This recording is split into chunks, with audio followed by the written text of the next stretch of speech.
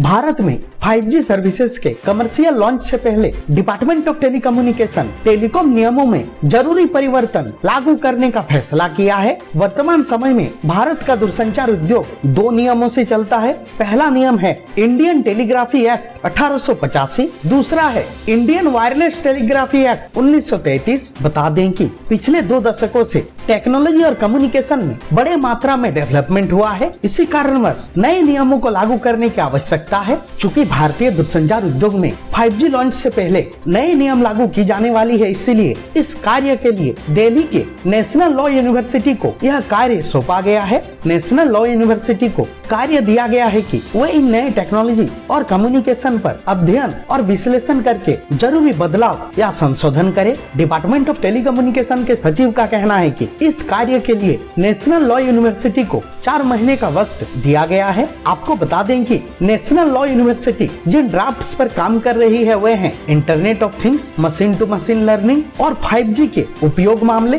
Telecom उद्योग के नियमों में जरूरी संसाधन और बदलाव किए जाएंगे, जैसे कि इनोवेशन को सपोर्ट करना और सबसे जरूरी पूरे भारत में 5G को तेजी से आगे बढ़ाना। नए नियम निश्चित रूप से 5G के स्मूथ इम्प्लीमेंटेशन में मदद करेगा। साथ ही साथ यह भारत की डिजिटल अर्थव्यवस्था और बुनियादी ढांचे को विकसित करने की अनुमति देगा। चूंकि दूरसंचार नियमों में बड़े बदलाव किए जा रहे हैं, इसलिए यह सरकार का एक महत्वपूर्ण और अच्छा कदम माना जा सकता है।